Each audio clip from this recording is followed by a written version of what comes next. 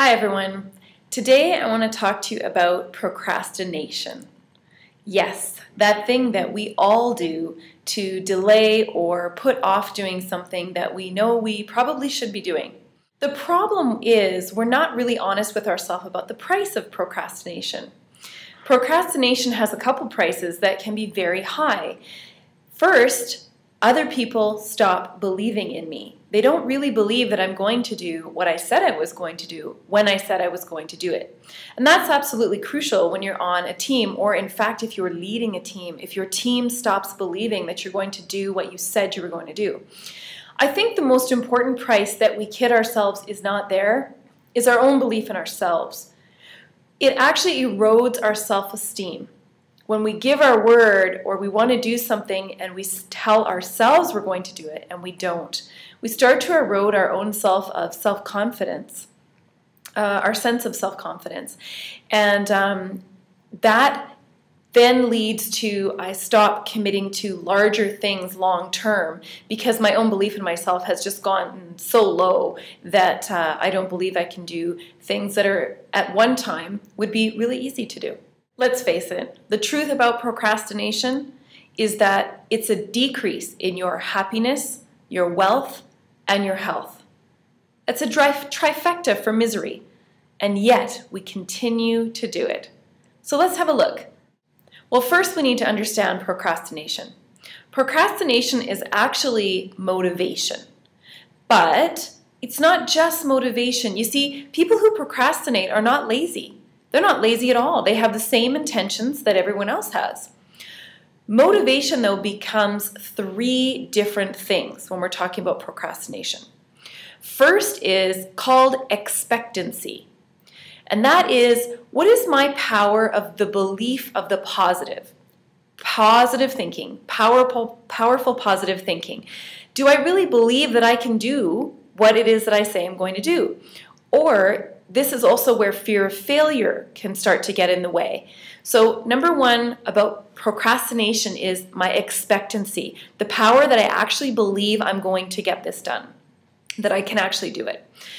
Number two is value. How badly do I really want this thing?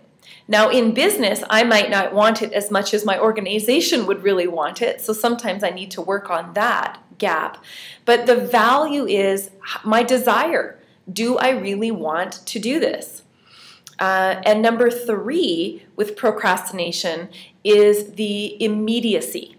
Now that means I need to do a lot of planning and set up structure so that I'm going to have this thing happen.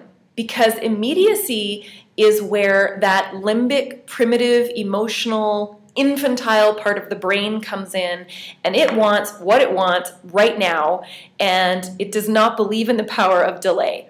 So immediacy means I have to have some structure and planning such that I'm not hijacked by that limbic system, and I can actually get my prefrontal cortex, which is the planning and innovative part of my brain, working.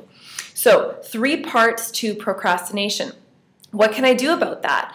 Well, if I'm procrastinating on something, first of all, don't beat yourself up about it. Just ask yourself some simple questions. The power of expectancy. Do I really believe I can do this? If I don't, then I might need to get some support to bolster my belief. Perhaps this is a skill gap. Do I have the skill? When I find I'm procrastinating, it's often that I don't believe I can do it. So sometimes I need to engage some support to get around that. Number two is the value. So many people tell me that, yeah, they're going to go lose weight, or they're going to do this, or at work, they're going to get this report done. They're going to, but they don't even really want to do it. So look, be honest with yourself. Either find someone who does have the value to do it and get this thing done, or get some support around why is it important so that you intrinsically have a reason to and a desire to want to get this done. Number three is immediacy. And man, there's tons of great books and tools around the power of immediacy. And this means that we need to have a ton of stimulus control and planning. So you need to have conscious cues so that you can set up, okay, when I finish my lunch and I return to my office, I'm going to spend 30 minutes doing this report. That's a conscious cue that sets up some pre-planning. It might mean that your team itself needs to get together and do some planning so that you can avoid being hijacked by that need for stimulus. Create separate logins on your computer for social media and things that distract you from work that you really need to get done. Make sure you put food and bad snacks away. Have a glass of water and some really great snacks available to you. Anything that stops that limbic system from hijacking you. So you need pre-planning and stimulus control.